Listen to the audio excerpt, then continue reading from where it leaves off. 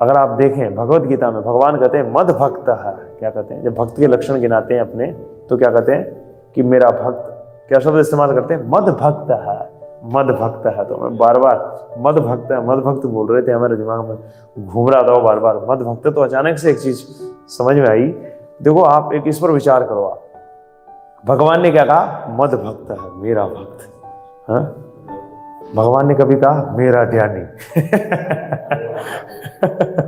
मेरा ध्यानी, मेरा योगी, मेरा अष्टांग योगी। पूरी गीता पढ़ लीजिए, 700 श्लोक, गीता जयंती आ रही है ना, चलिए एक पॉइंट समझा देते हैं आपको भगवत गीता में क्या है। इस पर रिसर्च होना चाहिए, सही है कि नहीं, क्या है, कहीं नहीं है, बताओ हमें। फिर भी ध्यानी योगी जबरदस्ती उचकते फिरते हैं। कौन ग्रेट हुआ, ज्ञानी के लिए कहा भगवान ने मेरा ज्ञानी कहीं नहीं है, मेरा ध्यानी कहीं नहीं है, मेरा योगी कहीं नहीं है, पर क्या है, मत भक्त है बताओ, मेरा भक्त। बताओ आप भक्ति की ग्रेटनेस समझो प्रभु, क्या है प्रभु जी, आप समझिए क्या है, मत भक्त। भगवान भी जब भक्त के विषय में बात कर रहे हैं तो क्या करें, मेरा भक्त। हाँ, मेरा भक्त, बताओ आप, ना मैं भक्त है प्रणश्यति, मेरे भक्त का देखा क्या, मेरे ध्यानी का नहीं कहा, मेरे ज्ञानी का नहीं कहा, उनको कहा ही नहीं। ये क्या कहते, ज्ञानी ध्यानी।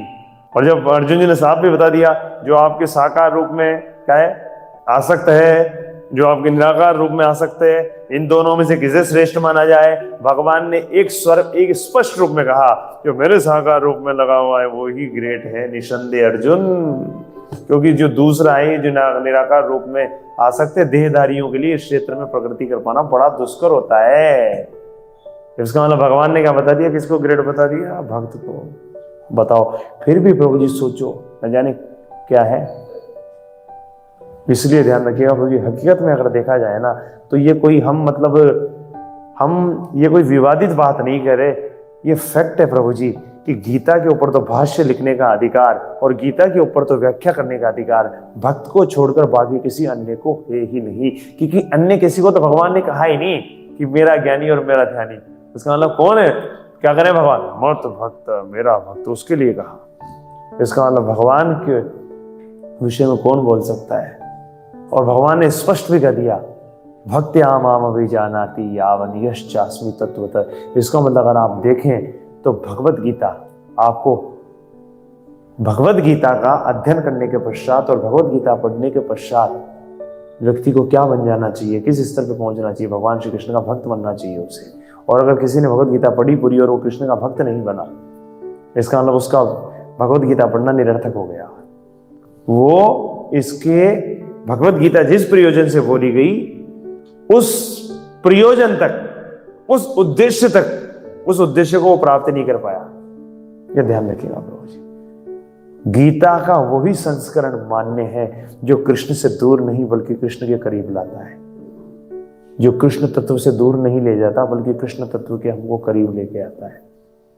इसीलिए प्रभुपाद जी की भगवत गीता यथारूप आज विश्व की सबसे, क्या है प्रभु जी, भगवत गीता के जितने भी जो भाष्य लिखे गए हैं उसमें सबसे फेमस बुक है प्रभुपाद जी की। और लोग क्या है प्रभु जी, इसको पसंद भी करते हैं। ये कोई कहने की बात नहीं है, सबसे फेमस, सबसे अधिक पठित संस्करणों में से है प्रभुपाद जी का भगवत गीता यथारूप। इसका मतलब यथारूप लोग ध्यान रखिएगा, यथारूप से अट्रैक्ट भी हो रहे हैं, आकर्षित भी हो रहे हैं, क्योंकि यथारूप है ना प्रभु जी। आज अगर आप देखें सबसे ज्यादा कौन सी पुस्तक है लोगों के पास, भगवत गीता यथारूप ही है। अब उन्होंने पढ़ी नहीं पढ़ी वो एक अलग बात है, परंतु ज्यादा तो वही है। ये ध्यान रखिएगा। तो समझो प्रभु जी, हमारा भाग्य, हमारा सौभाग्य समझिए, हमें क्या है, मत भक्त, जिसको भगवान क्या कहते हैं, मेरा भक्त, उस भक्त का हमें सानिध्य प्राप्त हुआ है। ऐसी भक्ति वेदांत स्वामी ठाकुर श्रील प्रभुपाद जी, उन भक्त का, भगवान श्री कृष्ण के ऐसे अनन्य शुद्ध भक्त का तात्पर्य हमें प्राप्त हुआ है, जो चीजों को यूं समझा देते हैं ऐसे चुटकियों में। कैसे? चुटकियों में समझा देते हैं।